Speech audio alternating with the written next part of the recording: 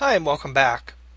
In the last couple of videos we've had a general introduction to HTML. And in this video I want to conclude that introduction to HTML with a discussion of a very important HTML tag called div. Now I'm going to go ahead and delete actually all the content that we've added to the body section of this document. Just going to clean that out so we can start over fresh. And you can go ahead and do the same. Now the div tag is short for division, and what a div is it's a division of content on your page, or it's an area of content on your page. It allows you to isolate the individual parts of your page so that they can be formatted and positioned as need be.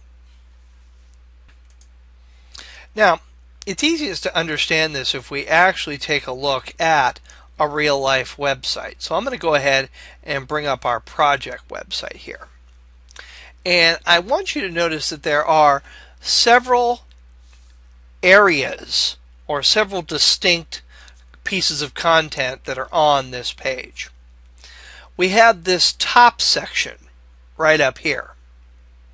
And this top section really has a couple different components to it. It's got this logo over here, and it's got these social media icons over here. So here we could say we have three different divisions. We've got a top division that has within it a logo division and a social media division. Then underneath top, we have this top navigation area here. So that could be seen as another distinct area of content on our page. We then have our banner area here and our sub banner. So again, that's another division, and this is another division. Scrolling down a little further, we have the content area here, which would be a div, and a sidebar area here, which is another div or another division of content. And finally, we have the footer on our page. So all a div is a way to identify these unique sections of content on a page. Now, sometimes things are very clear and very straightforward. For example, the content area here is very distinct from the sidebar. So those are very obviously two different divisions. Could this banner area and the sub-banner area be one division, just with an image and then a heading area down here? Answer, yes, it could be. And depending on how you develop as a designer, you'll sort of get the feel of how you like to work with divs.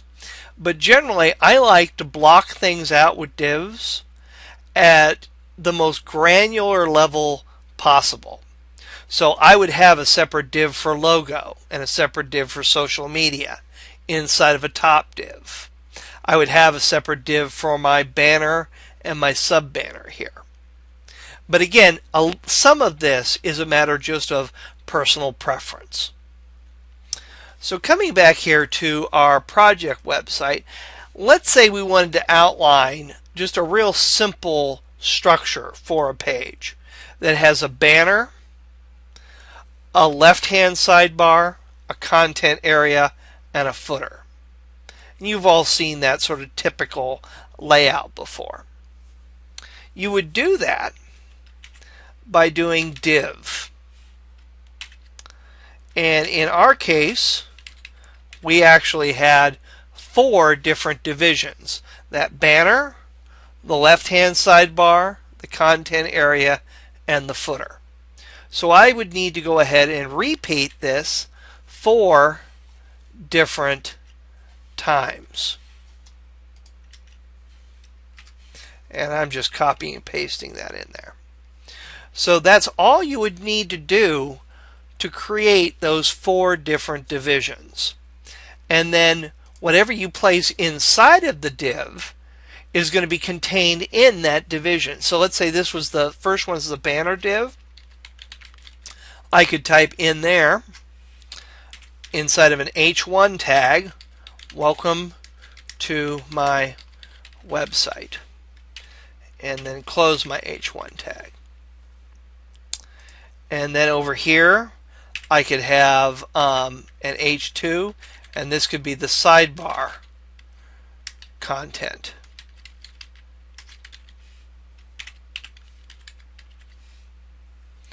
And then this could be the content area here, where I could have a paragraph of text.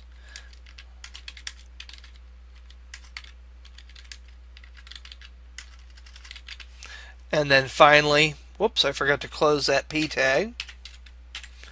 And then finally, we could have the footer down here.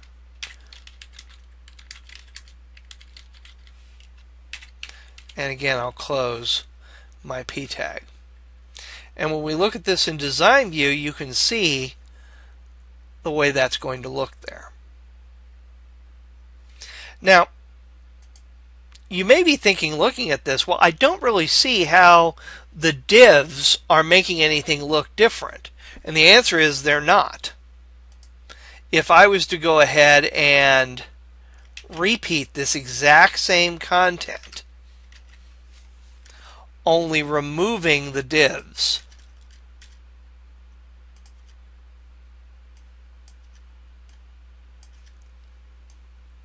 so there I'm taking all those divs out of this the second time and saving this. So exact same content. Only difference is this is in a div and this is not. When we look at this in design view, again, they look identical. So the divs in and of themselves don't actually do any formatting for you or do anything in and of themselves. All they are is dividers or divisions indicating the different sections of the content. Where they become valuable is when you place IDs on them.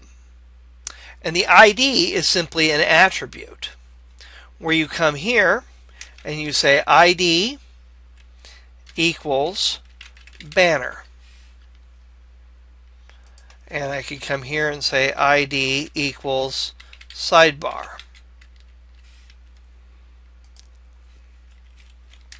ID equals content. And again, you're going to see that exact same format. The name equals and the value inside of quotation marks for this attribute. So by adding these IDs, again, when we look at this in design view, you see no difference. But by adding these IDs, we can go into our formatting and say, make the banner look like this.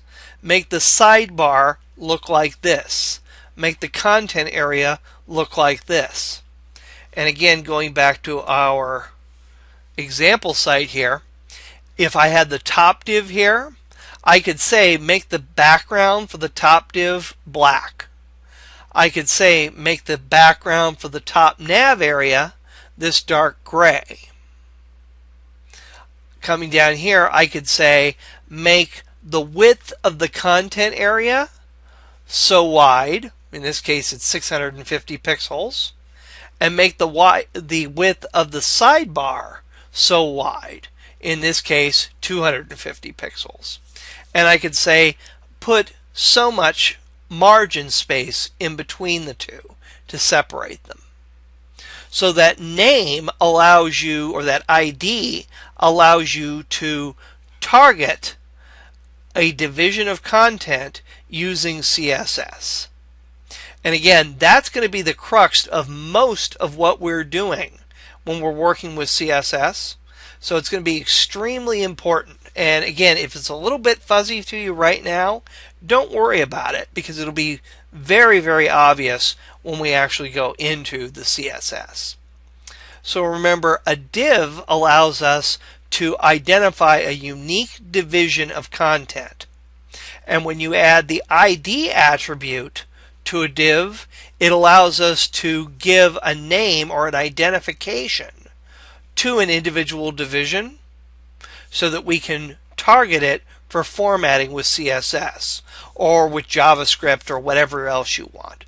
This just basically gives a name. And I'm hesitant to use the word name because there actually is an attribute called name that works a little differently. But this gives an identification to an individual div. There's also an element called span, an element or tag called span inside of HTML. It serves the exact same purpose as a div. The only difference is a div is a block level element and a span is an inline element. And you can see here each one of these divs forms its own line. And even if I was to remove these tags here, like H1, H2, P, so there's no longer any closer block level tags here. If I was to save this at this point, you'll still see that those form individual lines there. So a div is a block level tag, whereas a span is an inline element. And to show you the difference between that, I'm just going to go ahead and copy and paste this in again. And the only difference is I'm going to change the word div to the word span.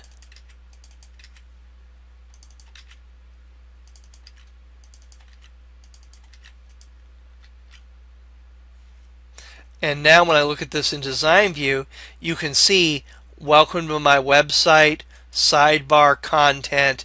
This is the content area, this is the footer. Instead of being on separate lines, they're lined up against one another. And again, that concept of inline versus block level elements is going to be a little bit fuzzy to you right now. But don't worry about it, because as we actually start putting this into practice with our project website, everything will start to become clear. But just know, for right now, that div and span do the exact same thing. They both create a division of content that can then be ID'd uniquely. And here I'm not doing it uniquely, but I'm just showing you a contrast here. But they both form a unique section of content. So that's all you need to know, the basics of HTML, in order to create a website. Obviously, there are more features inside of HTML that you can get into and that you can study. But for what we need to create this page, that's basically all we're going to use. The exception to that is going to be when we come here to the contact page, we're going to learn how to set this form up right here. But with the exception of that, the HTML tags that we've used so far are all that you're going to need to create a basic website like this. So in the next video, we're going to go ahead and begin to apply what we've learned about HTML to our project website. I'll see you in the next video.